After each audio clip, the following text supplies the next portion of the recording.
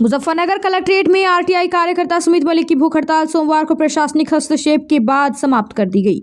ADM वित्त एवं राजस्व गजेंद्र सिंह ने मौके पर पहुंचकर धरने पर बैठे सुमित मलिक को नारियल पानी पिलाया और उन्हें आश्वासन दिया कि सिंचाई विभाग के अधिकारियों ठेकेदारों के खिलाफ कार्रवाई की जाएगी। एडीएम गजेंद्र सिंह ने बताया कि सुमित मलिक बुढ़ीना खुर्द में चल रहे निर्माण कार्य में खामियों को लेकर धरने पर बैठे थे। उनका आरोप था कि निर्माण में मानकों की अनदेखी की गई है, जिससे भविष्य में जनहानि का खतरा है। उन्होंने पहले भी संबंधित विभागों को शिकायत दी थी, लेकिन कार्रवाई न होने से वे नाराज होकर कलेक्ट्रेट में भूख हड़ताल पर बैठ गए।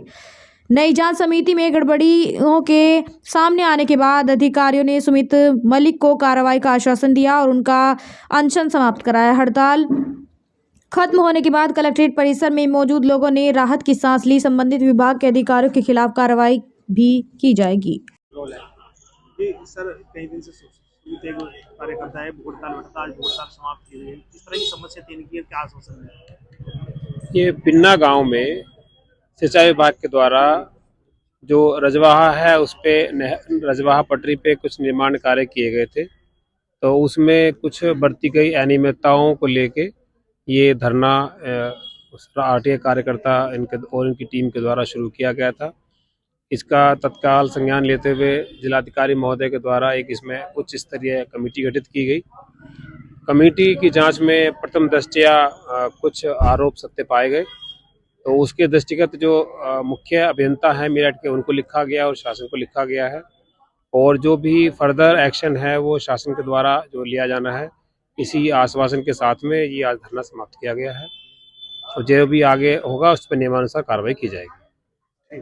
भाई, काफी दिनों से आप भूख हड़ताल पर थे, क्या कुछ पूरा मुद्दा था और आज खत्म हुआ है? किस आश्वासन के बाद आपको ये मामला है? सिंचाई विभाग का। सिंचाई विभाग की 3 सड़कें ग्रामीण क्षेत्रों में बनी थी। पुरीना खुद पीने के होते हुए किनोनी कादी खेड़े वो विभाग की प्रायोरिटी थी और सिंचाई विभाग की सड़कें थी। वे 5 दिन में उखड़ गई थी, फिर उन पर घास जम आता। तो उसकी शिकायत मैंने माननीय प्रभारी मंत्री सोमेंद्र तोमर को की थी, जो मुजफ्फरनगर के प्रभारी हैं। तो जिलाधिकारी महोदय ने तत्काल संज्ञान लिया और सीडीओ साहब मौके पर वहाँ गए, सैंपलिंग की गई। सैंपलिंग गए तो सैंपल फेल हो गई, तो उसमें सिद्ध हो गया कि भ्रष्टाचार तीनों सड़कों में पकड़ा गया है। उसी को लेकर अब मैं यहाँ कार्रवाई को लेकर बैठा था भूख हड़ताल के लिए। उनके खाते सबके सीज कर दिए गए, जिसमें कोई पेमेंट नहीं निकाल सकता।